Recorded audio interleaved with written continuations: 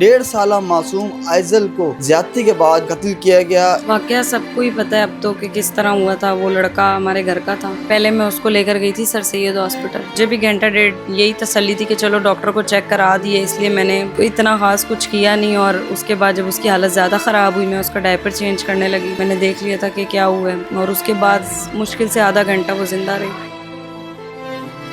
जब बच्ची मेरी रो रही थी, तड़प रही थी, तो उसने उसके मुंह में प्लास्टिक की बोतल डाल दी। पागल को इतना सेंस होता है कि बच्ची को पैम्पर कैसे लगाते हैं। वो अपने सेंसेस में था, नहीं था, बच्चा था, कुछ भी था, मेरी बच्ची चली गई। मेरे को बस इंसाफ चाहिए। तो जो सजा देनी है ना, सबके सामने दे, ताकि दोबारा ऐसा कभी भी ना हो। जब तक किसी एक को सामने सजा नहीं देंगे ये लोग, जब तक बाकी बच्चियों के साथ ये होना बंद नहीं होगा। मैं यही चाहती हूँ कि बस उसको फांसी हो, और जल्द से जल्द हो, और सबके सामने हो। मेरी बच्ची के लिए एक प्रोटेस्ट हो रहा है 3 तलवार क्लिफ्टन पे संडे वाले दिन रात को 9 बजे, और वो सिर्फ फैजल का प्रोटेस्ट है। अस्सलाम वालेकुम नाज़रीन, कराची का इलाका कयूमाबाद, जहाँ पर एक इंतहाई अफसोसनाक दिल दहला देने वाला वाक़या पेश आया।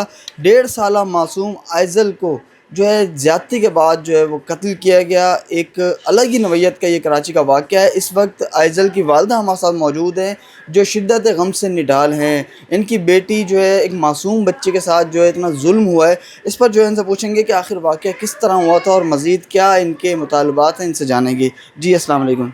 वालेकुम अस्सलाम।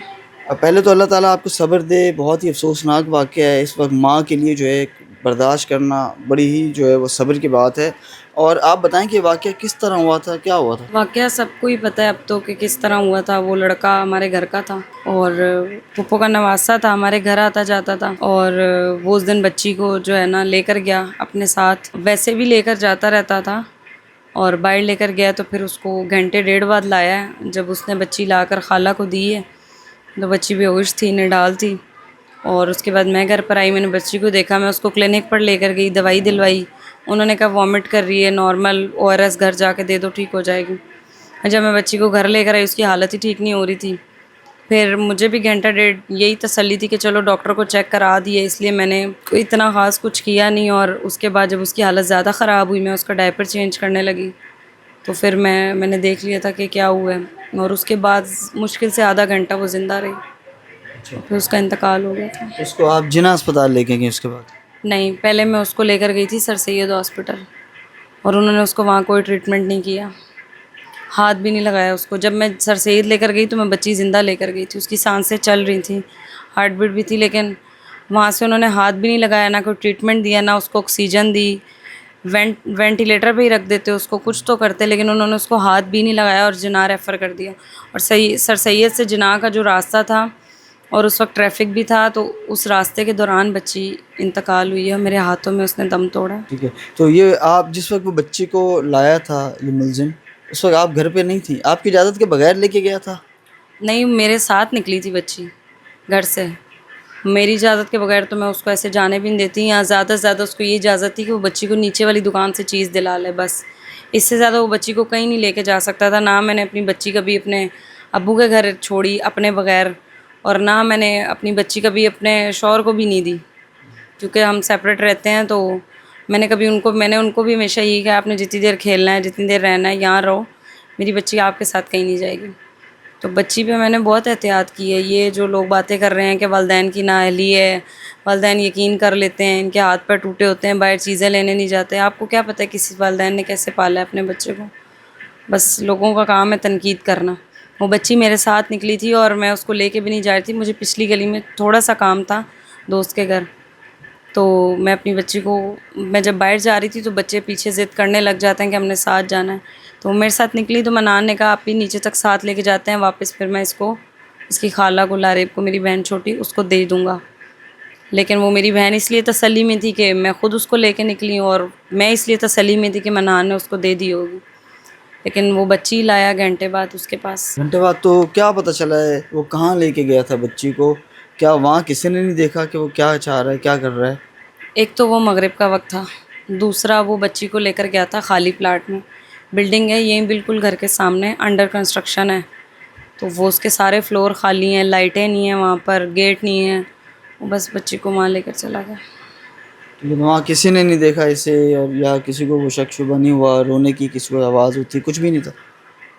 उसका ये कहना है कि जब बच्ची मेरी रो रही थी, तड़प रही थी, तो उसने उसके मुंह में प्लास्टिक की बोतल डाल दी। तो फिर जब आपको पता चला फिर क्या हुआ उसके बाद? बहुत ही तकलीफ़देह सूरत हाल होगी। मैं बेहोश हो गई थी। जब मैंने उसका पैम्पर खोला तो उस वक्त मैं बेड पे बैठी हुई थी, मैं बेड से नीचे गिर गई थी। फिर मेरी छोटी बहन मेरे पास थी उस वक्त, तो उसने मेरे को पानी वानी दिया, मेरे को होश दिलाया। बच्ची पूरे तरीके से निढाल थी उस वक्त, आंखें तक नहीं खोल रही थी। फिर मैं ऊपर भागी, पड़ोसियों से मदद मांगी। फिर जब मैं नीचे आई तो बच्ची के हाथ पैर मुड़ गए थे। फिर मैंने किसी को भी नहीं देखा, मैं बच्ची को ऐसे उठाया, मैं गली में भाग गई। मैंने चीखें मारी, शोर डाला कि कोई मुझे रिक्शे वाला मिले। फिर मैं एक ऑटो मिला, वो लेकर गई सर सैयद, और वहाँ से उन्होंने निकाल दिया मुझे, क्योंकि मेरे साथ कोई आदमी नहीं था, कोई लोग नहीं थे। उन्होंने कहा पता नहीं कौन है ये, कैसे बच्ची लेकर आ गई किस हाल में। उन्होंने हाथ भी नहीं लगाया। जब मैं उसको जिना लेकर जा रही थी तब उसका इंतकाल हो गया। मतलब आप छोटी मासूम बेटी थी, 18 माह की जो है वो थी, तो आप तो बड़ी याद आती होगी आपको, किस तरह से रोज़ाना आप उसका ख्याल रखती होंगी, किस तरह वक्त गुजरता था? इस बात को तो मेरे पास जवाब ही नहीं है कि मेरे को उसकी याद कितनी आती है। और मेरे घर की एक एक चीज़ उसके लिए थी।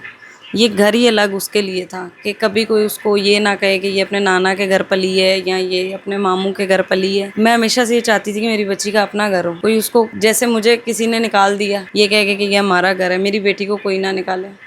बस इसलिए मैंने उसका जो है ना एक घर बनाया। हर चीज़ है इस घर में, आप खुद देखें। मैं अपनी बच्ची के लिए सब कुछ खुद किया है, कमाया है, पाला है उसको, बहुत नाजों से पाला है। एक एक रात, एक एक दिन उसका बाप भी बनी हूँ मैं, उसकी माँ भी बनी हूँ। मेरा सब कुछ वही था, मेरे पास और कुछ भी नहीं है।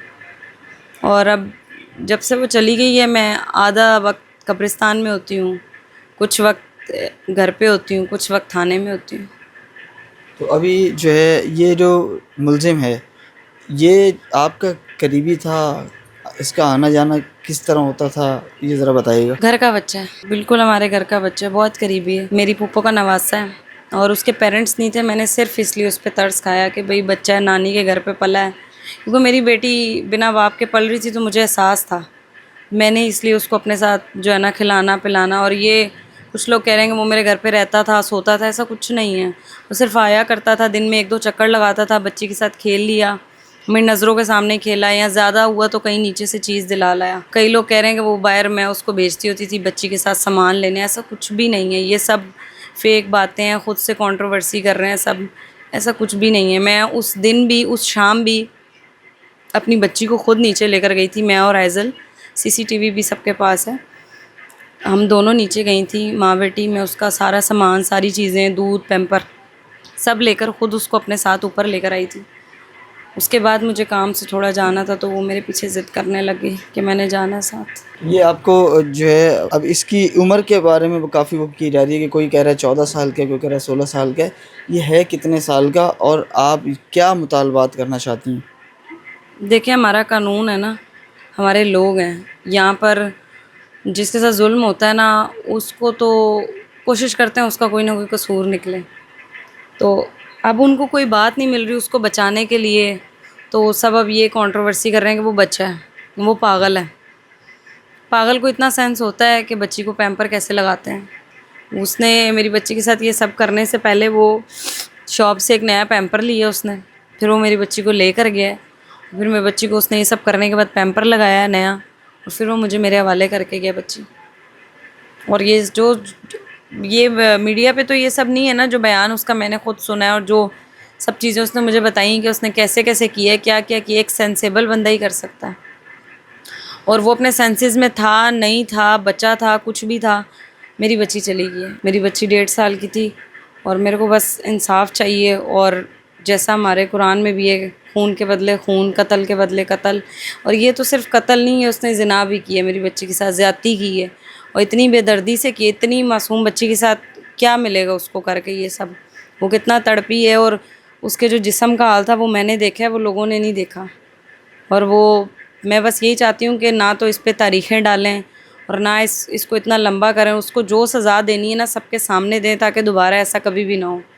जब तक किसी एक को सामने सज़ा नहीं देंगे ये लोग, जब तक जो है ना बाकी बच्चियों के साथ ये होना बंद नहीं होगा। उसको सबके सामने सज़ा दें, और जितना हो सकता है उसको सख्त सज़ा दें। वो मेरे को बिल्कुल भी ज़िंदा बर्दाश्त नहीं हो रहा दुनिया के ऊपर, क्योंकि मेरी बच्ची चली गई, और मेरी बच्ची इकलौती बच्ची थी मेरी। मैं यही चाहती हूँ कि बस उसको फांसी हो और जल्द से जल्द हो और सबके सामने हो। आप जो पुलिस अब तक तफ्तीश कर रही है, आप पुलिस की तफ्तीश से मुतमईन हैं? अभी तक तो उनकी तफ्तीश से मैं मुतमईन हूँ, लेकिन अभी कुछ मैं इसलिए नहीं इस पे कमेंट्स दूँगी क्योंकि अभी मीडिया का प्रेशर है।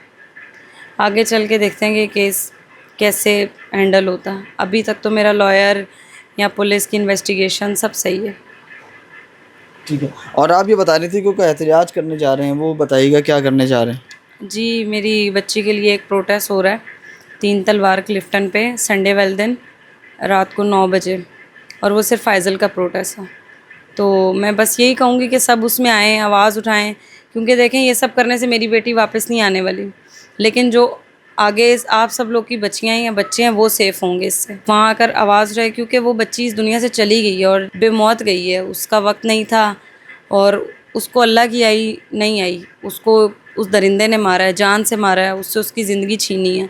मेरे से हर ज़िंदगी की वजह छीन ली है उसने। मैं ये जो बैठी हुई हूँ हौसला करके या बात कर रही हूँ सिर्फ़ अपनी बच्ची के लिए लड़ने के लिए, क्योंकि अगर मैं ख़त्म हो जाऊँगी तो उसको इंसाफ़ कोई भी नहीं दिलाएगा। जब वो ज़िंदा थी तब भी उसकी जंग मैंने ही लड़ी थी। अब अगर वो जा चुकी है तो अब भी इंसाफ़ की जंग मैं ही लड़ूँगी। ठीक है। तो अब जो है, अब तक जो है पुलिस की तफ्तीश से भी आप मुतमईन हैं, सब कुछ है, मुलज़िम ने एतराफ़ भी कर लिया, सब बता दिया उसने पुलिस को? मुल्ज़िम जो है उसने पहली रात ही कर लिया था एतराफ़, उसने सब खुद बता दिया था, उसने सब उसी दिन बता दिया था। और वो नहीं भी बताता तो मुझे पता था कि वही है, क्योंकि मुझे पता है मैं अपनी बच्ची किसी के हवाले नहीं करती थी, ना कोई उसको कहीं लेकर जाता था। जी बिल्कुल, ये कयोमाबाद का इलाका है जहाँ पर एक इंतहाई अफ़सोसनाक ये वाक़या पेश आया है। एक मुलज़िम ने सफ़ाकियत दिखाई है जो कि इनके घर का ही बच्चा था, लेकिन उसने जो है उसके ज़हन में ऐसा क्या आया, क्या उसने सोचा, और एक 1.5 माह की मासूम बच्ची जो है उसे जो है बाकायदा 1.5 साल की, उससे बदतरीन जो है वो सफ़ाकियत दिखाई, और उसके बाद जो है बच्ची ज़िंदा ना रह सकी, बच्ची का इंतकाल हो गया। मुलज़िम पुलिस की गिरफ़्त में है, बाकायदा उसने एतराफ़ जुर्म भी कर लिया है। अब देखते हैं कि ऐसे शवाहिद पुलिस कब तक इकट्ठे करती है जिससे जो है मुलज़िम को सख्त से सख्त सज़ा हो पाए।